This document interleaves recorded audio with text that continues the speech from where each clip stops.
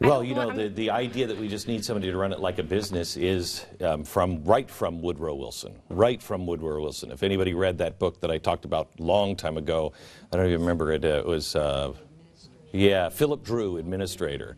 That's all it was. We don't need a president. We don't need a constitution. We need an administrator.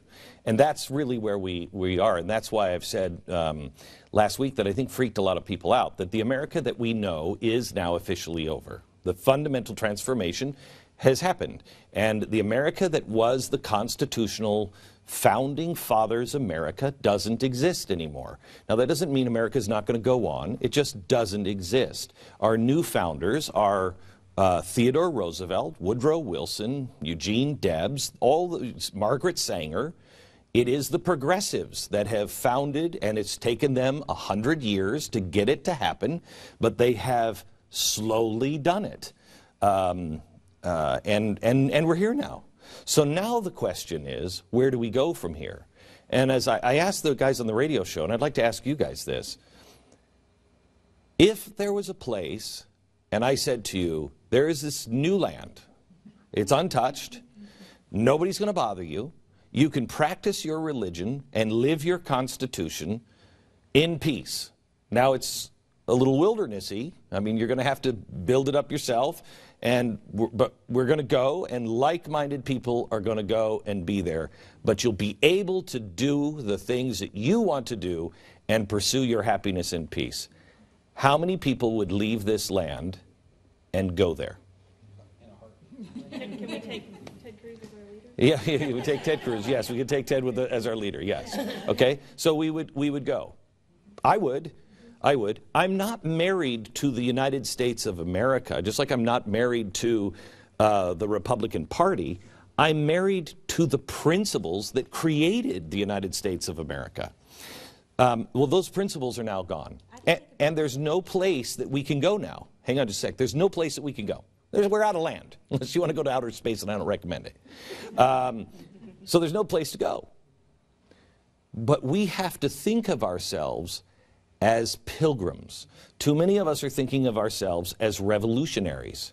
You know, I guess it's time for revolution. No. It's time for the pilgrims. And the pilgrims were the ones that suffered, that took it on the chin, that went to the wilderness, that, you know, took all of the pains that you could possibly take. You were ridiculed. They weren't called Puritans as a happy thing. That was a slam. Oh, you're one of those Puritans. You're too pure for everybody else. They were mocked and ridiculed.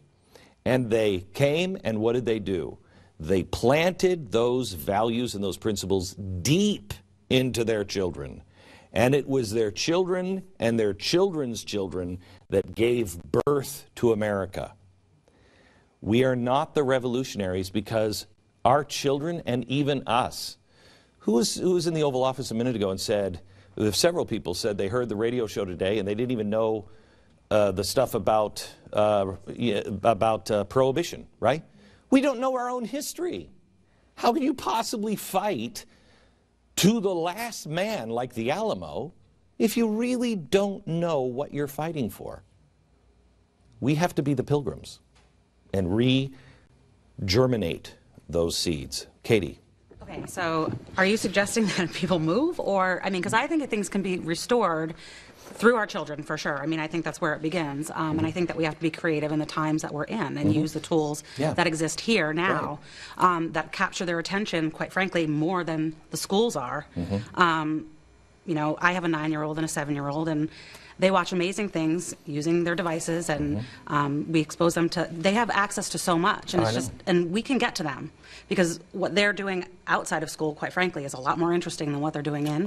So if we create those things, we can get them. Right, and I would recommend that you get your kids out of the school, quite honestly. I would get your kids out of that indoctrination and that brainwashing as fast as you possibly could, quite honestly. I know that's hard for some people, and some people it doesn't work for, but if you can, you should. I mean, there's Liberty University, I know, does online classes that are great. BYU does online classes for kids that's great. There's homeschooling classes that you can get online. Fantastic. It's not the way it was even 10 years ago. And it's critical because it is the next generation that is going to solve it, not ours.